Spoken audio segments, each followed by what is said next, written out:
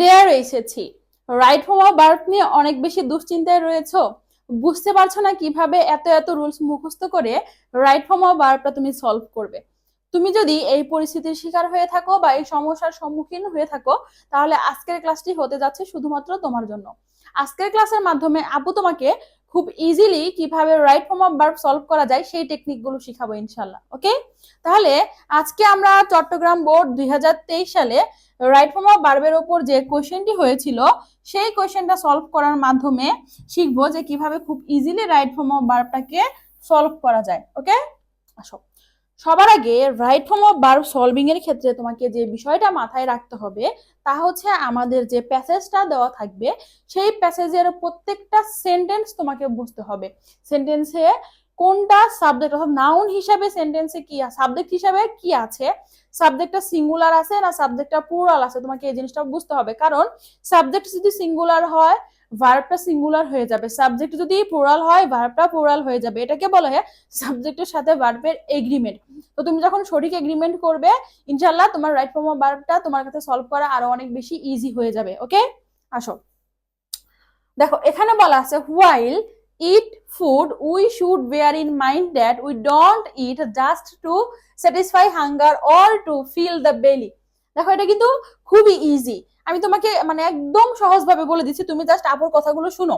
দেখো প্রথমে কি আছে, while আছে, মনে রাখবা while এর পর ভার্বের সাথে আইএনজি বসে, কি বসে, আইএনজি বসে।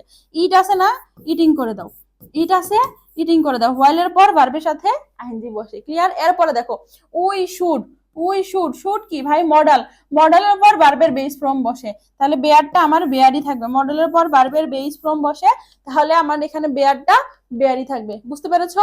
এরপর we don't eat just to, দেখো গ্যাপের আগে কি আছে, এখানে টু আছে, মনে রাখবা টুর পরে ভার্বের বেস ফর্ম হয়, তাহলে এখানে কি হবে, স্যাটিসফাইটা স্যাটিসফাই থেকে যাবে, স্যাটিসফাইটা স্যাটিসফাই থেকে যাবে, বুঝাতে পেরেছি। এরপরে দেখো অর টু, আবার এখানে টু আছে না, তাহলে টুর পরে কি বসে, ভার্বের বেস ফর্ম, তাহলে এখানে কি হয়ে যাবে, ফিল হয়ে যাবে। আপু তোমাকে এখানে আরো একটা তথ্য দিয়ে রাখি, দেখো এখানে কি আছে, অর আছে, এখানে কি আছে, অর আছে, সিকোয়েন্স অফ টেন্স অনুযায়ী মনে রাখবা অর এন্ড বাট, হ্যাঁ এগুলোর আগে এবং পরে ভার্বের একই ফর্ম বসে। যেমন এখানে ইনফিনিটিভ হয়েছে, মানে ধরো ধরো ইনফিনিটিভ 2+V1 বসছে বা ভার্বের বেস ফর্ম বসছে, তাহলে পরেও 2+V1 বা ভার্বের বেস ফর্ম বসবে, বুঝাতে পেরেছি। এরপরে আসো কি বলা আছে, উই ইট টু, আবার টু আছে, তাহলে টুর পর কি বসবে, বেস ফর্ম, তাহলে এখানে হয়ে যাবে হচ্ছে প্রিজার্ভ, ক্লিয়ার। এরপরে দেখো our health, for good health a man it good food, তাহলে দেখো এখানে কি বলছে, ফর গুড হেলথ মানে কি, ভালো স্বাস্থ্যের জন্য একজন মানুষের কি করা উচিত, ভালো খাবার খাওয়া উচিত। তো উচিত অর্থে আমরা কি ব্যবহার করি বলতো, মডেল হিসেবে শুড ব্যবহার করি।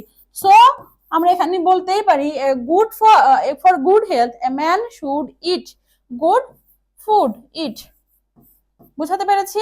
এরপরে দেখো sometimes it so, sometime it so happen that people, একটু খেয়াল করো সামটাইমস এটা প্রেজেন্ট টেন্সে আছে, সামটাইমস দেখে আমরা বুঝতে পারছি। এরপরে দেখো ইট আছে, কি আছে, ইট আছে, তাহলে এই বাক্যের সাবজেক্ট কি, ইট, তাহলে সাবজেক্টটা কি আছে, সিঙ্গুলার আছে, থার্ড পারসন সিঙ্গুলার আছে, তাহলে আমার ভার্বটাও সিঙ্গুলার হয়ে যাবে, তাহলে ইট আছে, তাহলে এটা কি হয়ে যাবে, happens, sometimes it happens, happens, okay, happens that people who, তাহলে দেখো হুটা কি, হু হচ্ছে রিলেটিভ প্রোনাউন, হু হচ্ছে রিলেটিভ প্রোনাউন, রিলেটিভ প্রোনাউনের পরে যদি গ্যাপ থাকে, এখানে যদি আমার ভার্ব বসাতে হয় তাহলে রিলেটিভ প্রোনাউনের আগে যে সাবজেক্টটা আছে সেই সাবজেক্ট অনুযায়ী ভার্ব বসবে, তাহলে আগে প্লুরাল আছে ভার্বও প্লুরাল হয়ে যাবে, দ্যাটস ওয়াই এখানে কি হবে, লিভ হবে, এখানে কি হবে, লিভ হবে। মনে রাখবা ভার্বের প্লুরাল মানে হচ্ছে, ভার্বের প্লুরাল মানে হচ্ছে ভার্বের V1 ফর্ম, প্লুরাল মানে হচ্ছে ভার্বের V1 ফর্ম, ওকে। এরপর দেখো in the midst of plenty do not, মনে রাখবা ডু নট এর পর ভার্বের V1 ফর্ম বসে, ডু নট এর পরে V1 ফর্ম, তাহলে এখানে কি হয়ে যাবে, ইট, এটা হয়ে যাবে হচ্ছে eat. The food they need for good health actually they have no knowledge of health and nutrition, একটু খেয়াল করো এখানে কি আছে, সাবজেক্ট হিসাবে দে আছে, দেটা কি ভাই প্লুরাল, তাহলে আমার ভার্বটাও হয়ে যাবে প্লুরাল, তাহলে এখানে হবে হচ্ছে দে হ্যাভ, দে হ্যাভ, বুঝাতে পেরেছি, ইজি না, অনেক ইজি কিন্তু, তাই না। এরপর আসো যে they don't know how to. একটু খেয়াল করে, এখানে আবার কি আছে, টু আছে, তাহলে ভার্বের বেস ফর্ম হয়ে যাবে। কে নাম্বারটা কোথায় লিখে দিবে, এখানে লিখে দিচ্ছি সিলেক্ট, তারপর এল নাম্বারটা আছে। দেখো a balanced diet from the many foods that, দেখো কি আছে, that be available to them। একটু খেয়াল করো, এখানে কি লাগবে, আমার একটা বি ভার্ব লাগবে, তাই না? তাহলে টেন্স অনুযায়ী এটা আছে হচ্ছে প্রেজেন্ট টেন্স, তাহলে প্রেজেন্ট টেন্সে একটা বি ভার্ব লাগবে। দেখো তো আগে সাবজেক্টে কি আছে, ম্যানি ফুডস, প্লুরাল আছে না, তাহলে এখানে কি হয়ে যাবে বলো তো, আর হয়ে যাবে, কি হয়ে যাবে, আর হয়ে যাবে, প্লুরাল হলে আর হয়ে যাবে। এরপরে দেখো কি বলেছে, বিসাইডস ফুডস আর বিং, মনে রাখবা বিং এর পর ভার্বের ভি থ্রি ফর্ম বসে, বিং এর পর ভার্বের ভি থ্রি ফর্ম বসে। দ্যাটস ওয়াই আমরা এখানে এম নাম্বারে কি লিখবো, অ্যাডাল্টারেট, এডি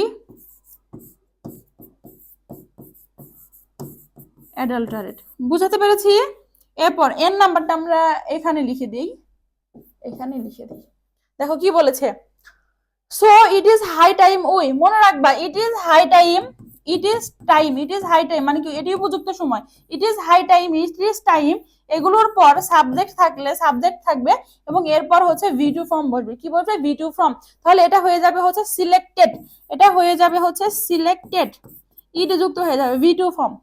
ক্লিয়ার? তাহলে দেখো মাত্র জাস্ট এই যে গ্যাপের আগে কি আছে, জাস্ট এই জিনিসটা দেখে তুমি কিন্তু খুব ইজিলি রাইট ফর্ম ভার্বটা সলভ করবে। এটা তোমার মুখস্থ করতে হবে, টুর পর বি ওয়ান, টুর পর বি ওয়ান, এটা তো এমনি তোমার মনে থাকে, তাই না?